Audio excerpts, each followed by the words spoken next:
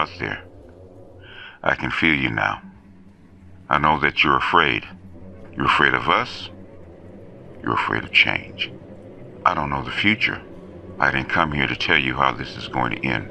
I came to tell you how it's going to begin. I'm going to hang up this phone, and then I'm going to show these people what you don't want them to see. A world where anything is possible. Where we go from there is a choice I leave to you.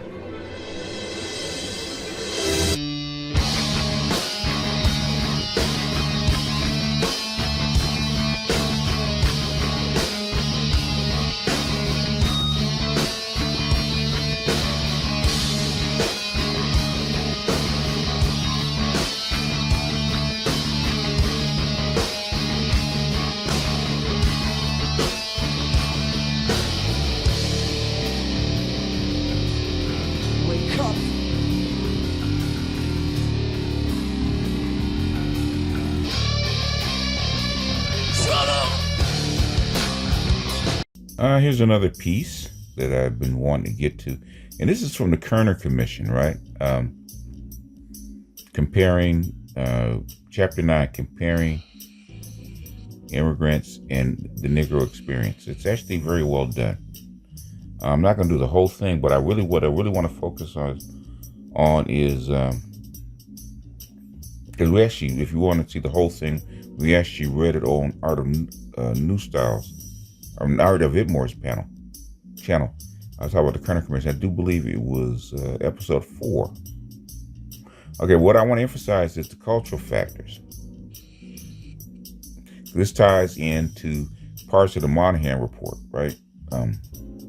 Especially when they said that the black community was not patriarchal and it was a myth, and they were slagging or basically defaming black women, and they were blaming the victim, right? They said that the stuff wasn't true. Now, this is the Kerner Commission, which is the actual study that was actually proposed by the Moynihan report in 1965. They actually did the actual study. I do believe it was 1,500 people that was actually proposed by Johnson after the 1967 riots. So the Moynihan report was the proposal. This was the actual study. This is a 700-page book, folks. This is a very lengthy study. I think they did over 22 cities, urban centers, if I'm not mistaken. Very extensive. But anyway, cultural factors. Cultural factors made it easy for immigrants to escape from poverty. They came to America from much poorer societies with a low standard of living. And they came at a time when job aspirations were low.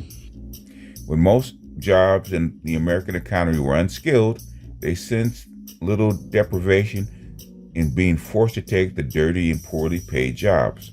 Moreover, their families were large, and many breadwinners, some of whom never married, contributed to the total family income. As a result, family units managed to live even from the lowest paid jobs and still put some money aside for savings or investment, for example, to purchase a house or a tenement or to open a store or factory. Since the immigrants spoke little English and had their own ethnic culture, they needed stores to supply them with ethnic foods and other services.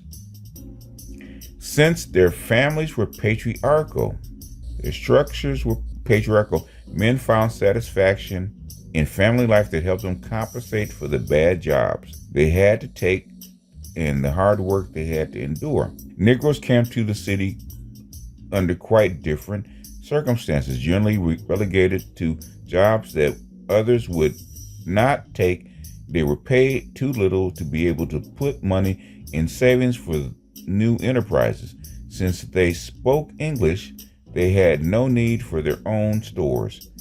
Besides, the areas they occupied were already filled with stores. So basically, this is what happened to black businesses, okay? They weren't able to move with the people. When folks left Jim Crow South, they depopulated the South. And when they got up to the north or to the urban centers, there were already people there with stores and businesses already there. They couldn't move them out. In addition, Negroes lacked the extended family characteristics of certain European groups. Each household usually had only one or two breadwinners. Remember up here, there were many breadwinners? Remember up here, there were large family of many breadwinners. Down here, there are few breadwinners. Generally let relegated jobs that others would not take. They're paid too little to be able to put money in savings for new enterprises. Since they spoke English, they had no need for their own stores. Besides, the areas they occupied have already filled with stores. Okay, skipping down. Moreover, Negro men had fewer cultural incentives to work a dirty job for the sake of the family. As a result of slavery and long periods of male unemployment afterwards, the Negro family structure had become matriarchal. Boom. Okay? Moynihan said it, they're saying it. The man played a secondary and marginal role in his family. For many Negro men, then there were few of the cultural and psychological rewards of family life. A marginal figure in the family, particularly when unemployed, Negro men were often rejected by their wives or often abandoned in their homes. Rejected by their wives. W. Du Bois talked about this in what? The Philadelphia Negro. Black men that didn't have jobs or couldn't hold steady employment were rejected by their wives because they felt themselves useless to the families. Although most Negro men worked as hard as the immigrants to support their families, their rewards were less. Oh, sounds familiar, doesn't it? The jobs did not pay enough to enable them to support their families, for prices and living standards had risen since the immigrants had come. And the entrepreneurial opportunities that had allowed some immigrants to become independent, even rich, had vanished. Above all, Negroes suffered from segregation, which denied them access to the good jobs and the right to unions, and which deprived them of the opportunity to buy real estate or obtain business loans or move out of the ghetto and bring up their children in middle-class neighborhoods. Immigrants were able to leave their ghettos as soon as they had the money. Segregation has denied Negroes opportunities to live elsewhere. That is not as bad as it used to be, but if you look at Ahmaud Arbery, it still exists. Skipping down just a little bit. When the immigrants were immersed in poverty, they too lived in slums, and these neighborhoods exhibited fearful high rates of alcoholism, desertion, illegitimacy, and the other pathologies associated with poverty. Stuff is still with us, folks. The Latinos are actually starting to suffer from this now.